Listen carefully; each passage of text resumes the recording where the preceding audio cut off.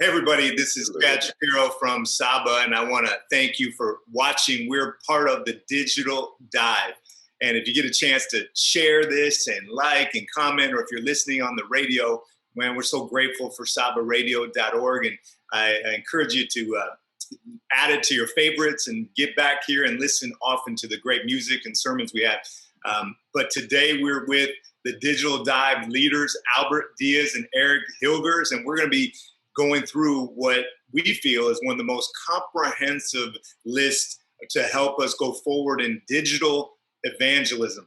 One of the great things that have happened with the buildings kind of being shut down over COVID was that we all had to start getting out of the buildings using digital more than ever to be able to share the gospel.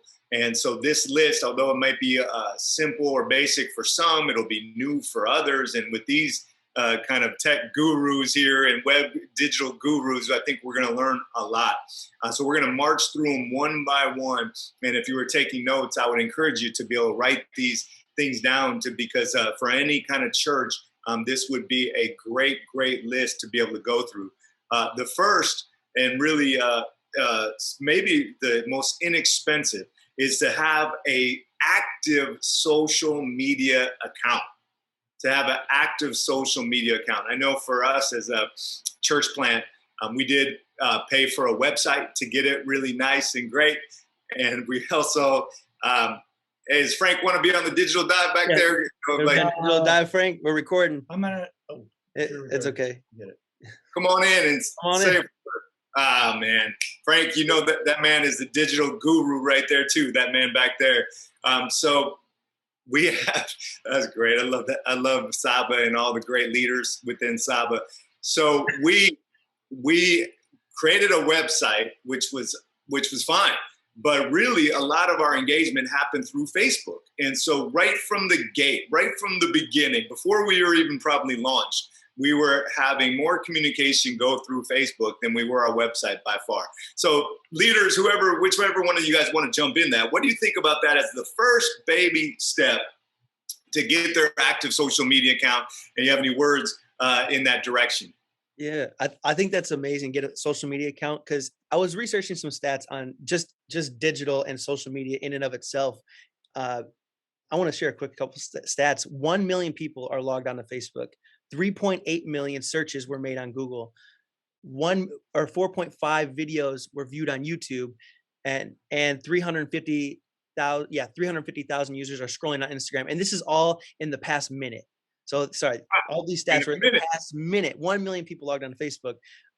So it's vital to get a social media account. There are so many people logged on to Instagram, Facebook, Twitter, all these social accounts. And if we're trying to reach people with the gospel of Jesus, I think it's a great tool. I think it's like, why not get it? I think if the question isn't, should we be on digital platforms? It's the answer is yes. The question is, what content are we putting on there, and how are we reaching people with it? I mean, there's 7 billion people in the world. 4 billion people use the internet, and 3 billion people are on social media. The whole world is interacting online in some way, shape, or form. So we need to be on it. We need to get going and create those accounts. Yeah, Albert, any words to add? No, definitely. If you think about it, that's almost half of the population of the world is on social media in one form or another. And I believe Facebook is like 2.7 billion. Mm-hmm. So really, to get going, I mean, where else are you going to get that type of exposure, that much exposure? Now, I think with Facebook, it's really easy. It's free. You set up your account, you set up your page, you can stream to it. You can use it for Messenger. I mean, you can even use it to send money.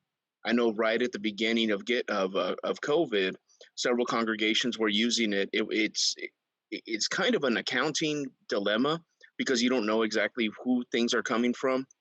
But in a pinch, it provided a way for some congregations that didn't have any type of digital giving set up to get their giving in.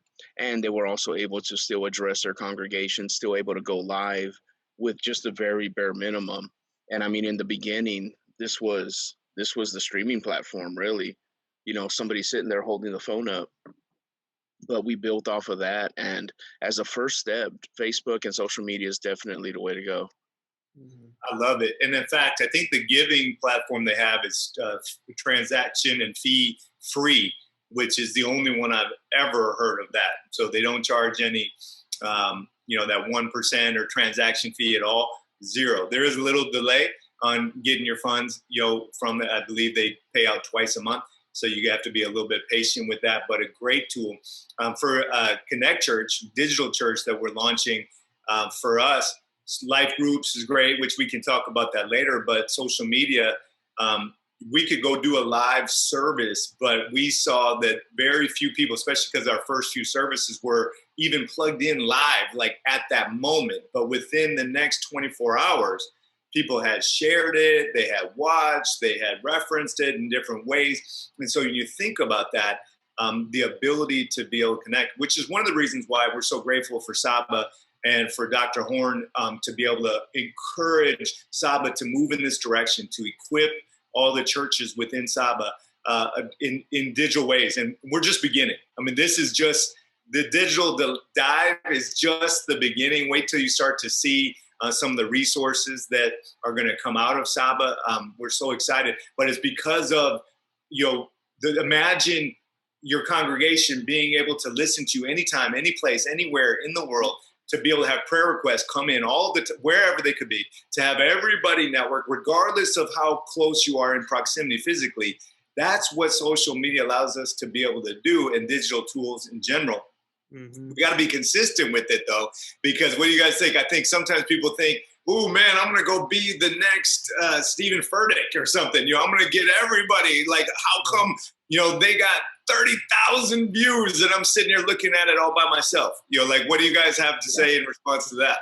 I think you just start with what you have and do what you can, and anything and anybody that God has entrusted you with, just be faithful in the small. And I think over time, God's gonna multiply that. And it's interesting. The Bible talks about faith comes by hearing of the word of God. So the question then becomes, can you hear the word of God through a podcast? Can you hear the word of God through a video or a meme? Absolutely, you can. So these tools are not used to take the place of interpersonal connection relationships, but it's used to strengthen them for when you guys do meet up and you do come in, physical contact and connect. So I'd say just start small with what you can, or with what you have, and the rest is just going to take care of itself. But you got to get started, because if we never get started, it's just we're not going to go anywhere. So I think we talked about in previous podcasts not being afraid to fail.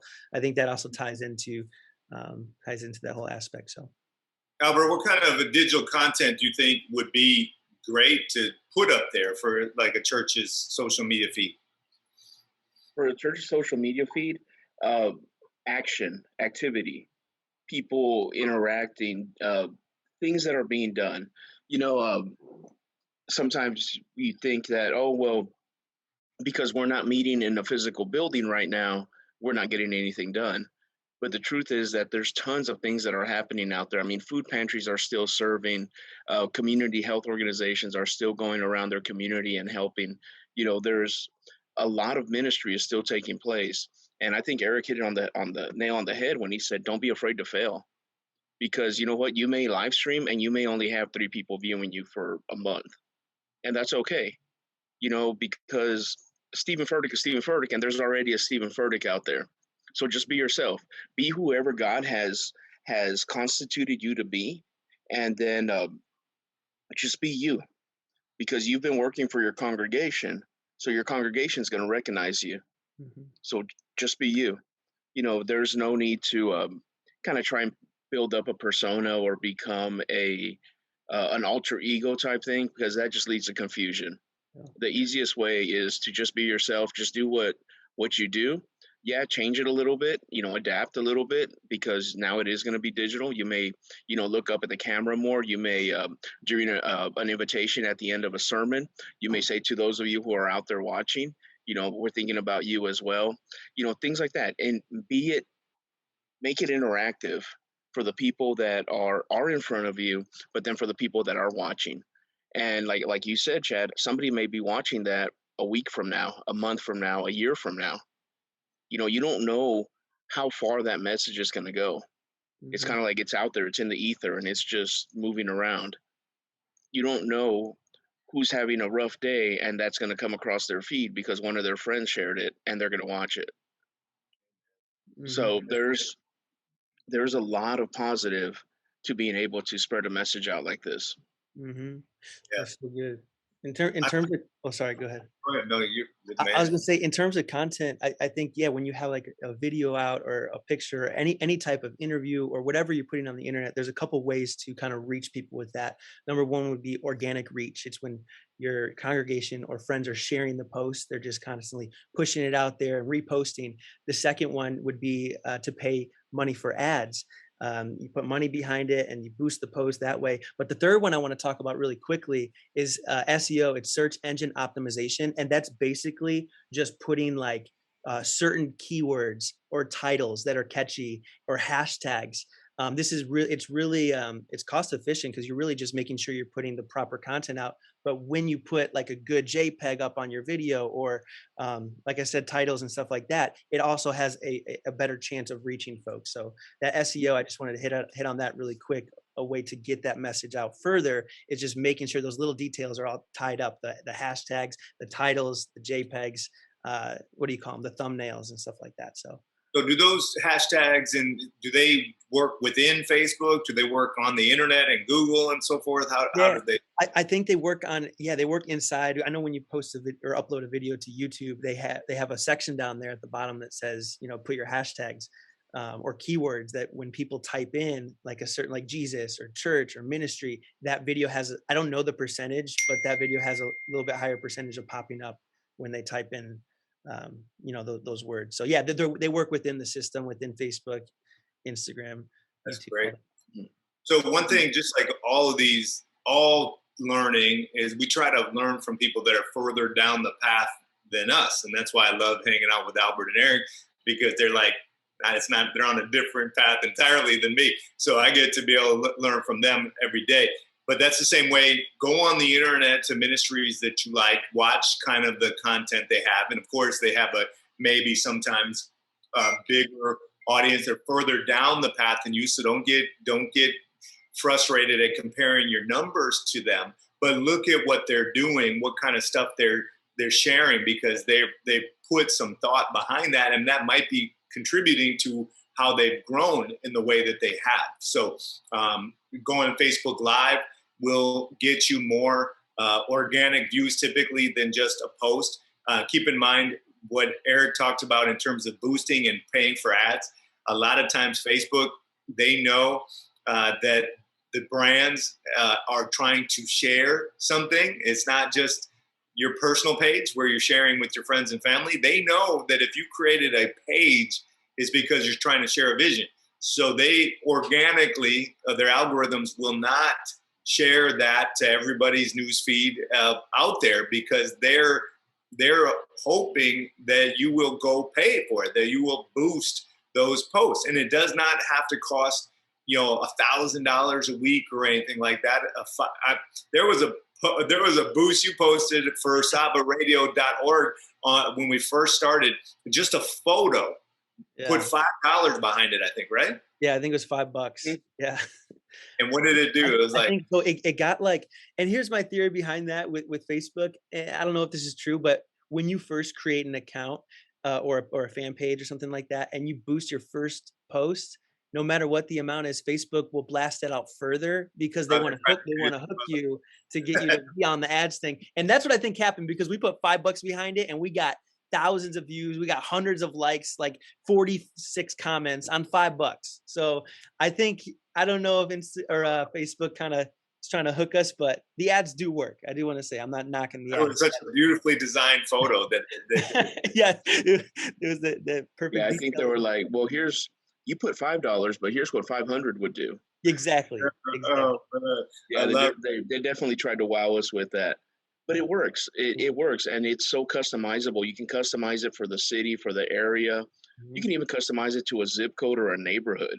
If you're having a community outreach event and you want to saturate your neighborhood, you can do a very isolated, like 78201 area code or Delview neighborhood, isolated kind of promo, and you can blast it around to the people around you. and you would get the same exposure that you would have gotten covering the whole city, except now it's concentrated. Yeah. I love it. You can even put it to a specific household. If you're trying to reach Albert's house, you could just do it. Exactly. That would be cool. Click on the house. Put it to a specific person. There's a neighbor whose dog is barking late at night. You know? Right. Boom. So fun, interactive posts. I would also encourage you to get other people involved from your church. Get them on there. It's business. There's a saying: facts tell, stories sell. And so the stories that we have from in the church, right, of different people, that are telling their testimony, that they're excited about this, they're excited about that, and grabbing them on video and doing different things in that nature will help them be more enthusiastic about sharing it as well, because they feel part of it, but also keep it keep it fresh and light. The other thing I was talking about before about going live feeds do show a little bit more often than just a video posted. If you premiere it, which you can research that about how to premiere it, it's similar to going live, but you can schedule it in the future, and you can kind of package the video more than a live will be able to do. So those are some things. Real quickly, if one of you guys has screen share, I do want to walk them through about those 3 little dots and how to encourage their people to add it to their favorites. If you could pull up a page somewhere where we can kind of show, because if you teach your congregation and the different people, we would love for you to do this with SABA, this fan page, as well as SABA Radio's fan page when you get a chance. But it will be by default to kind of show sporadically. But you can go into the settings of your follow settings, and you can switch it to favorites, and then you'll see most every post. And if you teach your people at your church to do this, then it will help them be able to engage that much easier. If anybody's got a chance to be able to show that.